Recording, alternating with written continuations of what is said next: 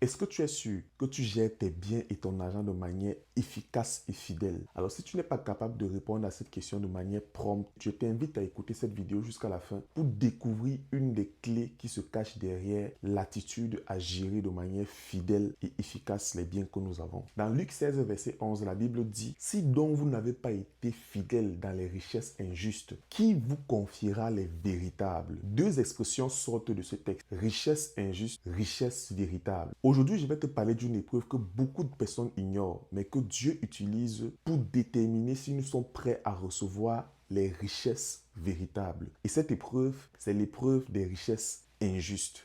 Richesse injuste ne veut pas dire des richesses acquises par des voies malhonnêtes ou bien par le vol. Non. L'expression richesse injuste fait référence aux biens matériels et financiers que les personnes peuvent avoir. Tous ces biens ne sont pas en réalité nos biens, mais ce sont des richesses que Dieu nous a prêtées. Les richesses injustes sont donc considérées comme des biens temporaires que Dieu nous confie. Tout ce que tu possèdes de matériel, ton argent, tes terrains, tes maisons, tes voitures, tes relations, les opportunités qui s'offrent à toi, ton emploi, tes richesses, tes talents, bref, toutes ces choses temporaires sont juste la grâce de Dieu dans ta vie et sont considérées comme des richesses injustes. Je sais que tu vas me dire certainement que si tu as cet emploi, c'est parce que tu as travaillé très fort dans ta jeunesse. Pendant que les autres jouaient, couraient derrière les hommes ou les femmes, tu étais concentré sur tes études. Mais je vais te poser une question. Est-ce que tu crois que toutes les personnes qui ont travaillé aussi dur que toi sont exactement au même niveau que toi? Souviens-toi, tu connais certainement ce camarade de classe qui était intelligent, brillant, toujours parmi les meilleurs, sinon le premier de la classe, mais qui aujourd'hui n'est vraiment pas au niveau où tu es. C'est tout simplement pour te dire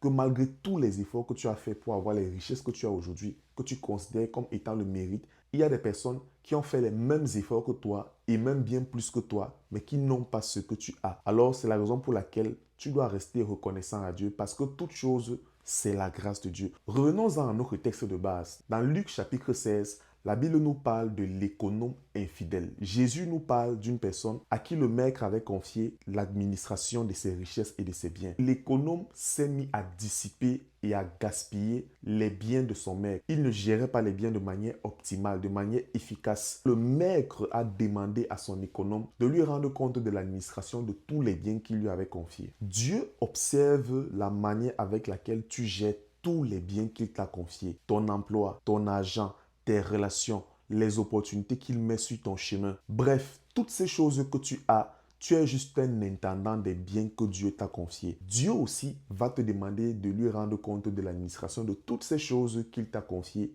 y compris ta vie. Et si j'ai fait une mauvaise administration de